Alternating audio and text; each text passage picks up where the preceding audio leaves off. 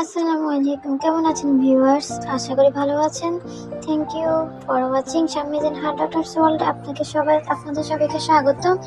আমার ভিডিওগুলো যদি ভালো লাগে তাহলে অবশ্যই লাইক সাবস্ক্রাইব করে দিবেন, বেল আইকনটিতে বেজে। তো শুরু করা যাক।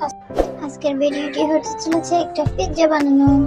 তো পিৎজা রেসিপিটা দেখা যাক, শুরু করা যাক আমি কিভাবে কি করি। তো এখানে তো শুরুতে আমি একটু হালকা কুসুম গরম পানিতে রেখেছিলাম রেস্টে অনেকক্ষণ। তো এখন এখানে ইস্ট হয়ে যাওয়ার পরে এখানে আমি ময়দা মাখছিলাম। দেখেন আমি কিভাবে মাখি।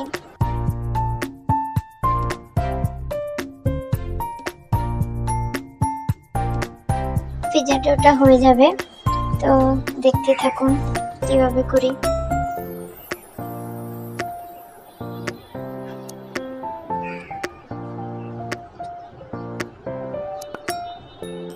এখানে আমি একটু হালকা তেল দিয়ে দিয়েছি।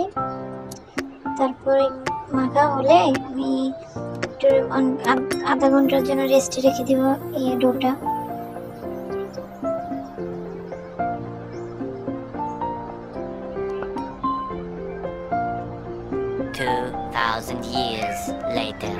তো ডোটা দেখুন রেস্টে রাখার পর এরকম হয়ে গেল। এখন আমি একটু ভালো করে আবার ডোটাকে মুতে নেব। মুতে দেখেন কি করি আমি। ভালো করে মুতলে ওটা ভালো হয়। অবশ্যই পিৎজার ডোটা ভালো করে এইভাবে মুতে নেবেন। যদিও আমি পিৎজার আমাদের প্রয়োজনের থেকে একটু কম ডোটা করে ফেলেছি, তো দেখতেই থাকুন। আর একটু ডো করলে ভালো হতো, আর একটু বড় হতো। আমার প্লেটের তুলনা অনেক কম হয়ে গেছে, আমি বুঝতে পারিনি।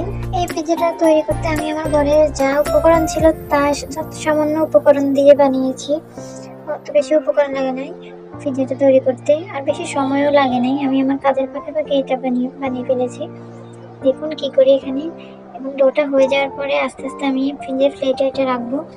পিৎজাটা বানাচ্ছিলাম আর আমার বড় মেয়ে আমার সাথে বক করতেছিল, কি করতেছি, কিভাবে বানাচ্ছি। সাথে ওর পড়ালেখা চলছিল সাইডে। একটু তেল ব্রাশ করে নিলাম যাতে পুরো সমস্যা না হয়, পিৎজাটা যাতে ভালোভাবে হয়।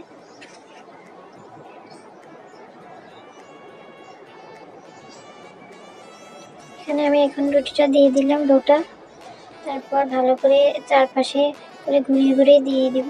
এখানে দেখতেই পাচ্ছেন আমার প্লেট থেকে আমার ডোটা খুবই কম হয়ে গেছে।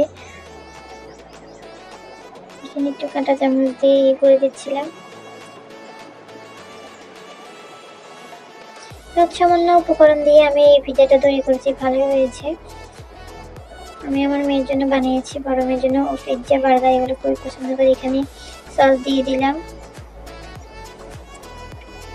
আমি এখানে পিৎজা সসটা তৈরি করি নাই, যে সসটা ছিল টমেটো কেচাপ, ওইটা দিয়ে বানিয়েছি।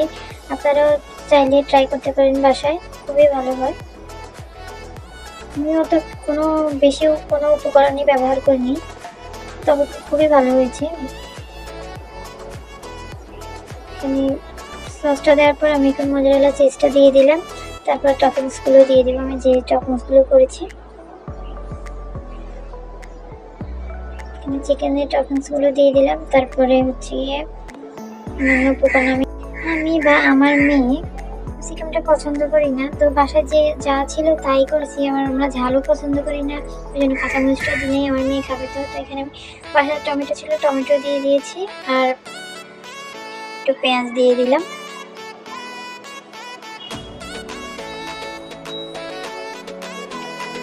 পেঁয়াজটা দিয়ে দেওয়ার পর এখন আমি আবার উপরে একটু মোজারেলা চিজটা দিয়ে দিলাম, যাতে খেতে ভালো লাগে। একটু চিজি ভালো হয়। দেখতেই পাচ্ছেন কেমন হইতেছে। আপনারা চাইলে বাসায় ট্রাই করতে পারেন, খুবই সহজ উপকরণ দিয়ে এই পিৎজাটা বানানো যায়। যা আছে বাসায় ওইগুলো দিয়ে বানানো সব। তো এই তো হয়ে গেল রেডি। এবার আমি পিৎজাটাকে ওভেনে দেওয়ার জন্য প্রস্তুত করে ওভেনটা খুলে এবার রেখে দিয়ে দেবো।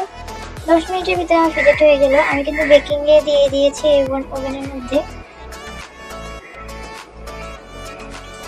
টেম্পারেচার সেট করে আমি ডাইরেক্ট ওভেনের টেম্পারেচার দিয়ে দিয়েছি 10 মিনিটস। তো দেখতে থাকুন। 10 মিনিটস পর এই তো আমার পিৎজাটা রেডি। এই যে দেখতে পাচ্ছেন, তো কেমন হয়েছে আমার পিৎজাটা দেখুন। এখানে আমার হাজব্যান্ড পিৎজাটাকে কাটছিল, সার্চ করছিল। এই যে আমার মেয়ে নিয়ে গিয়েছে একটা। তো এই তো আমার পিৎজা কেমন হয়েছে অবশ্যই বলবেন। যদি আমার ভিডিওগুলো ভালো লাগে আপনারা অবশ্যই লাইক কমেন্টস করবেন এবং চ্যানেলটা অবশ্যই সাবস্ক্রাইব করে দিবেন। Thanks for watching, don't forget to subscribe.